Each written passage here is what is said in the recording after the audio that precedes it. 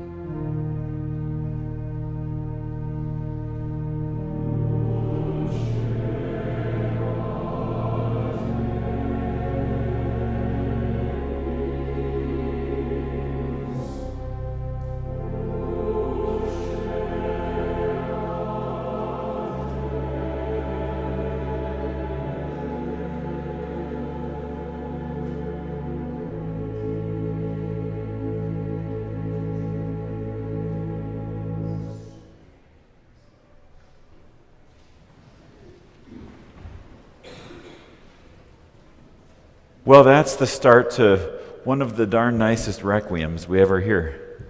Music of Gabriel Faure, and many of you have heard the piece multiple times. I believe since I've been here in 2010, this will be our third time performing it. Faure wrote about the piece to a friend that it's a piece that's as gentle as I am. That's Faure writing it about himself. Not me, but Faure. His desire was that the piece was as gentle as he is. Faure was born in 1845 in Pamiers, it's South France, near Toulouse. When he was 9 years old, he went off to a music school that essentially trained future church musicians. And he was there for 11 years. Some of the things that Faure learned a lot about were Gregorian chant and Renaissance polyphony.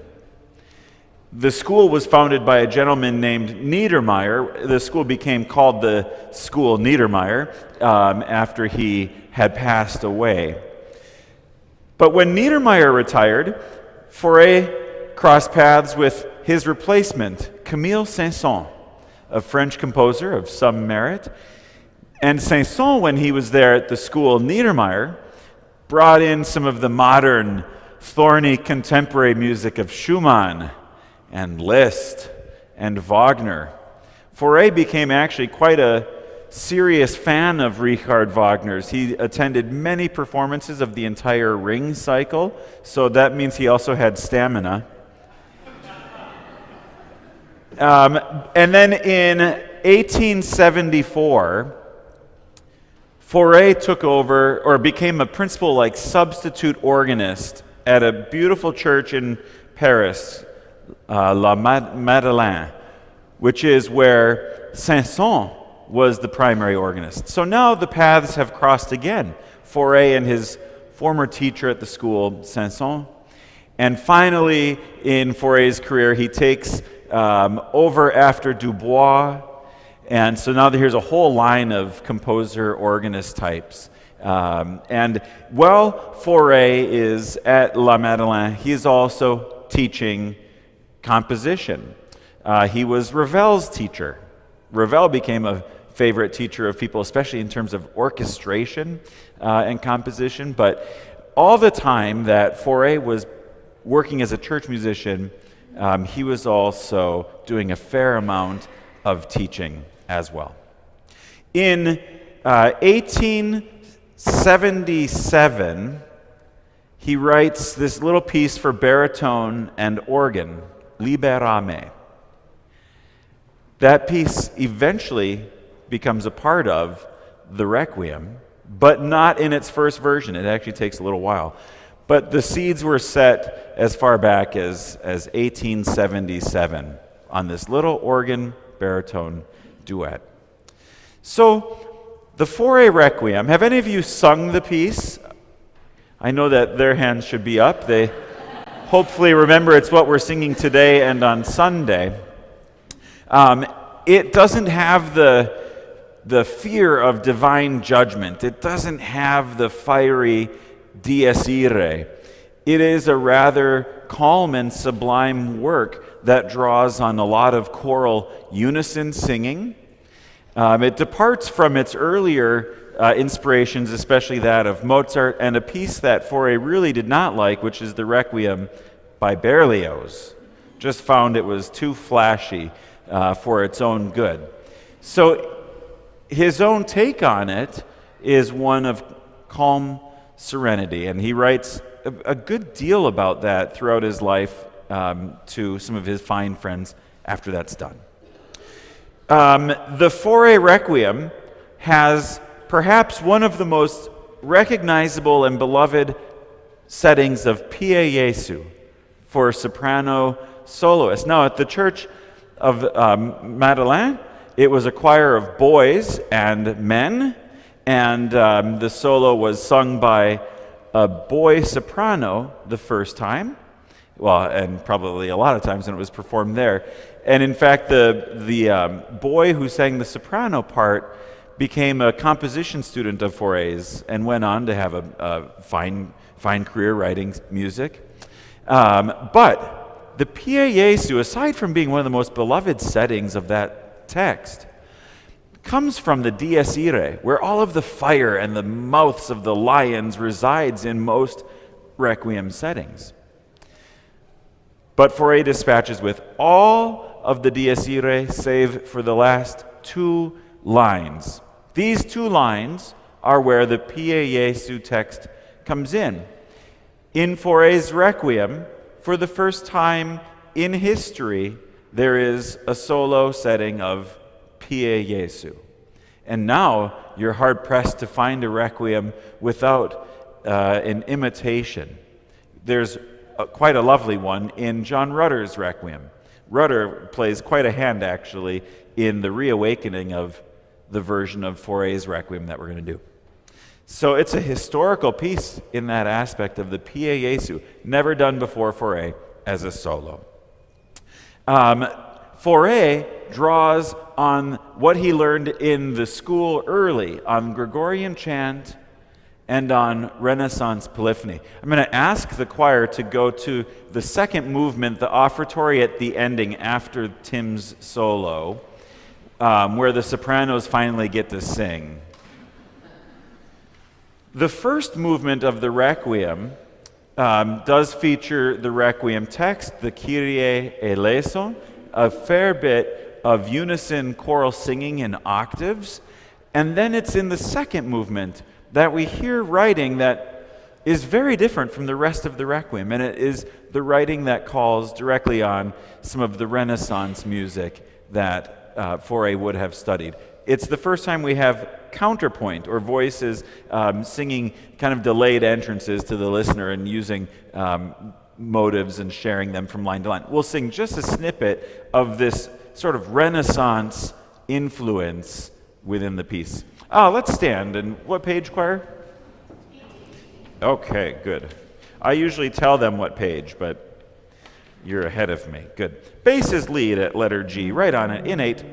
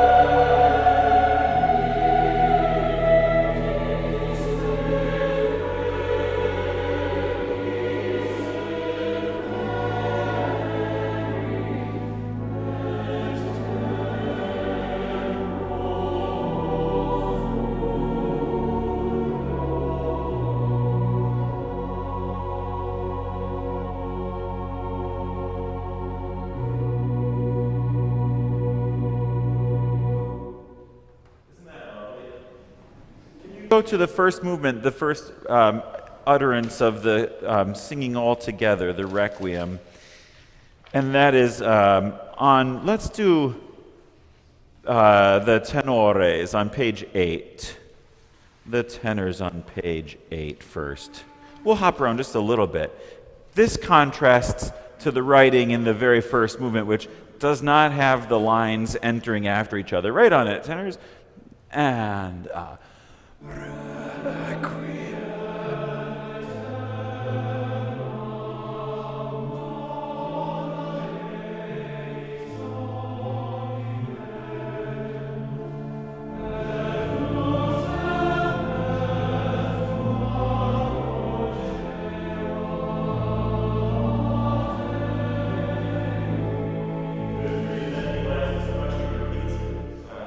Which is always a good compositional idea. If you strike gold, use the gold again. Then skipping ahead, the sopranos at measure 42 take on a theme of their own, changing the character just a bit at te decet. 3, and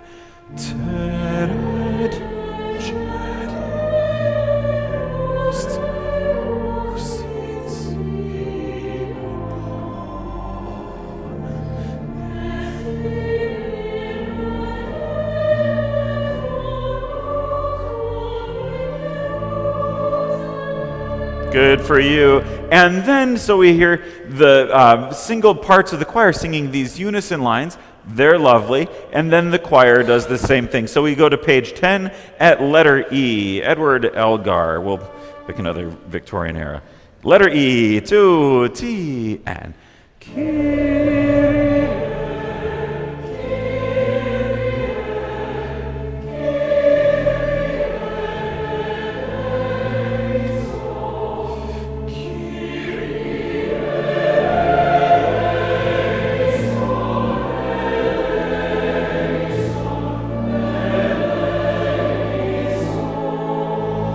Good. I'm destined to stop on half cadences all day today. We'll do 5 chords if you're a fellow music nerd. Okay. There's a little bit of history to this piece in terms of how it's made.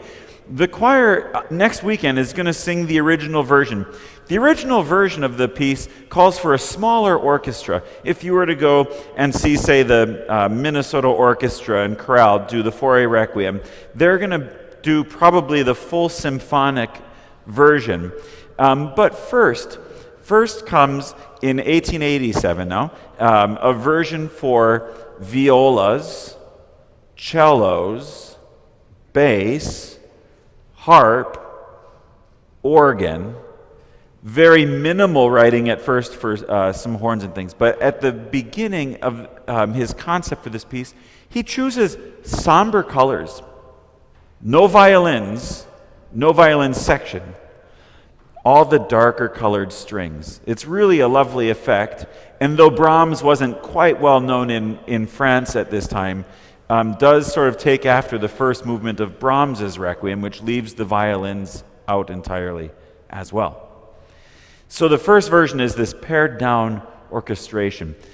I mentioned this, and I mentioned John Rutter earlier because John Rutter has put together the edition that's most frequently used by choirs these days. And Rutter sort of reawakens the original version, both in the orchestral writing and some of the choral edits as well. In the early 1890s, around 1893, a second version is created. What it simply does is adds some brass and timpani to some of the colors. It doubles essentially a lot of the organ writing.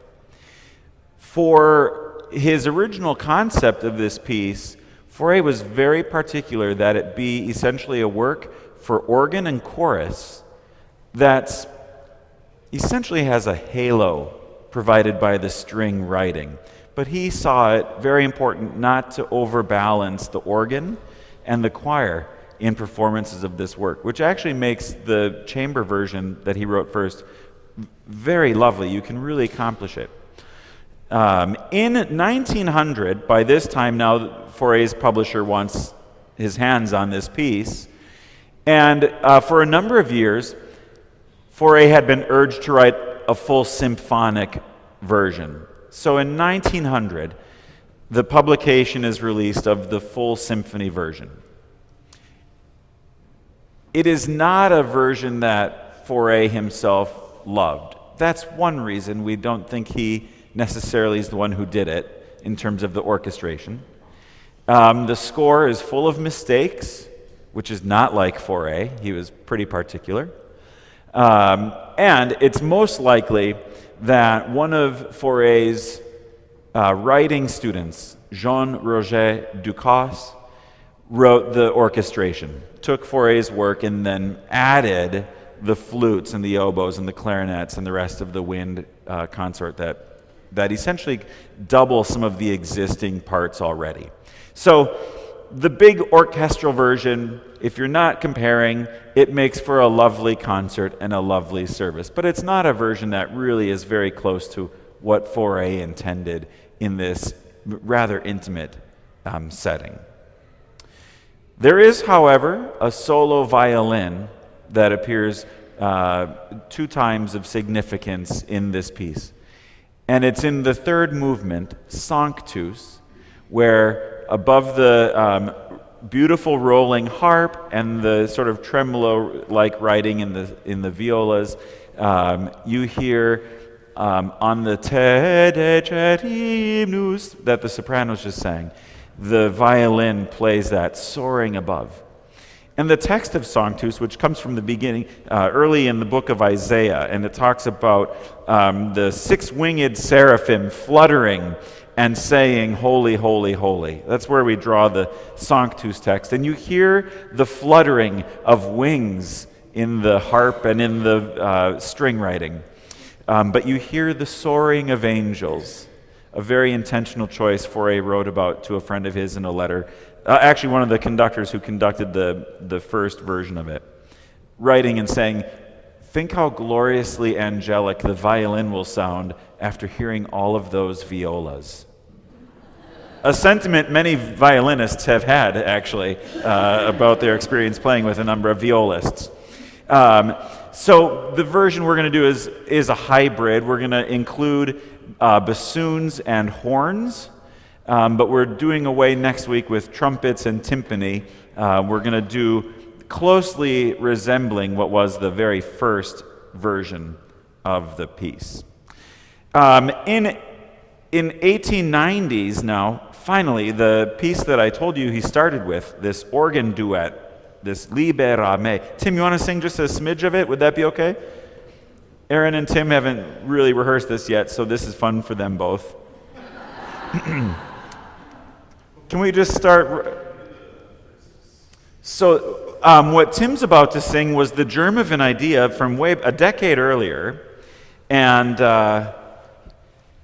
it just stayed in a drawer until a later version. But yeah, let's just take it at the beginning, Aaron.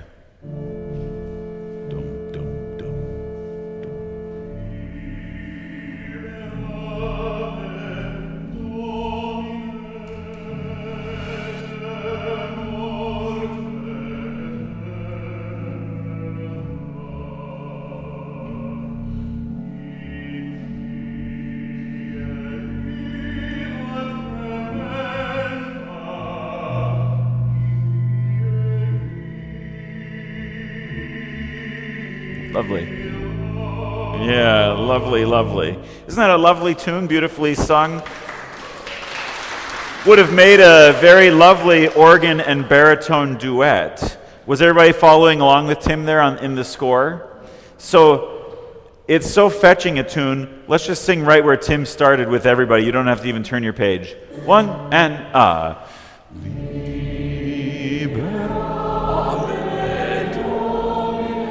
little darker color even.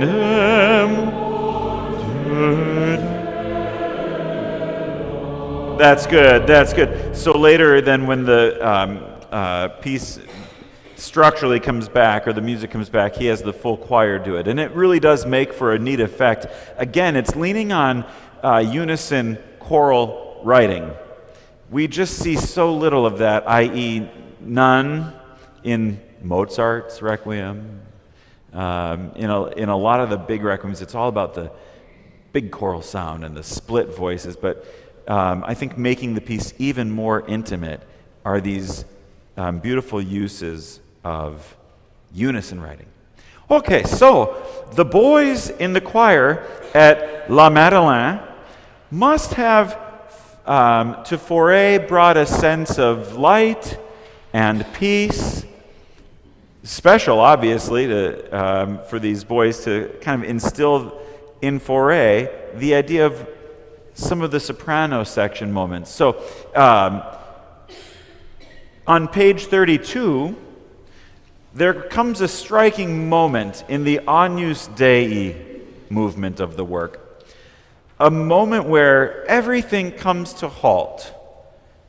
And the sopranos, or in Faure's day, the boys of the choir, become a singular ray of light. Can we just sing Sempiternam at 30:11, at 41, the tenors? Sempiternam, and tu and ti. Sempiternam.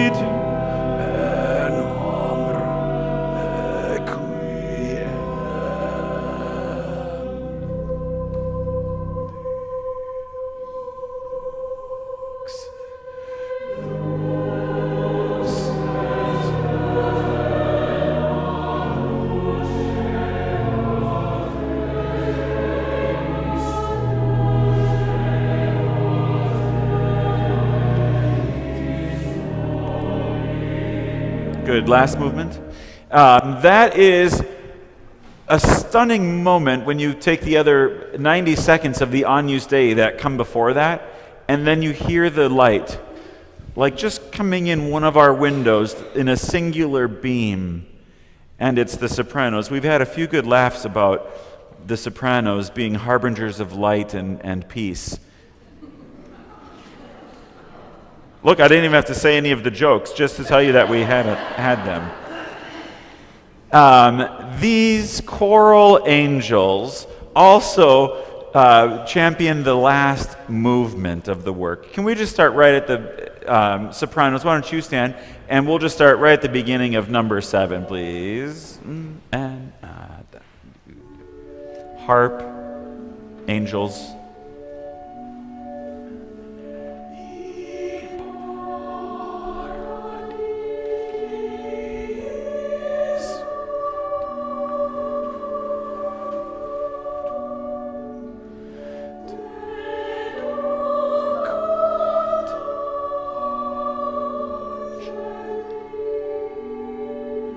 That's it. We don't want to give it all away for free the week before. But may angels lead you to paradise. And again, it's the voices of the sopranos by themselves that Faure chooses. Oh, that's my timer. That's an intentional going off there.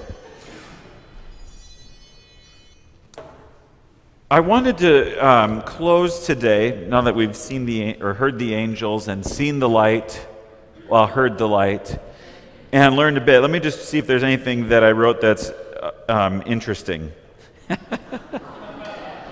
Faure was a music critic for the paper Le Figaro. I just found that interesting because composers seem to me to be such a natural pick for a music critic. It's like choral conductors. The only thing 6 conductors agree on is the ineptitude of the 7th. It's kind of like that with composers. By the time that Faure was near death, he died in 1924 at the age of 79. But in 1922, France did a national concert in his honor, celebrating his music at the Sorbonne. So he was definitely one of France's favorite composers at the time that he died. One of the works we do here at church frequently, about once a year, is Faure's Cantique de Jean Racine. It is a very lovely work, and it was a student composition. So it was his first choral work that he ever wrote, which is setting the bar high. I think he lived up to that high bar at the end. He didn't write a great deal of choral music. 2 masses. The other mass is for 2-part treble choir, women's choir or boys, unchanged voices, and organ. So his 2 masses are the Requiem and a very lovely mass for treble voices. Not a lot of choral output other than that. I already told you it's the first Piezo in history. I love that one. So next weekend on All Saints Sunday, we come to a work that I think is one of the choir's favorite works to prepare and to sing and share in worship. And I want to end with these words from Faure about it so that it can sort of set the tone for how we approach our experience next week. It has long been said that my requiem is a lullaby of death. It is thus that I see death as a happy deliverance, an aspiration toward happiness above, rather than a painful experience. So next week we hear a piece that has endured a long time. It was first performed in the United States at Curtis Institute in 1931 at a student recital. That person lucked out. It didn't find its way into England until 1936, but today Faure's Requiem is just simply one of the most beloved works in the entirety of the choral canon. We're very excited to make it part of our worship experience with you next week. Thanks for hanging out and listening to this person droll on and hear some lovely singing. Next weekend will be just lovely. Thank you.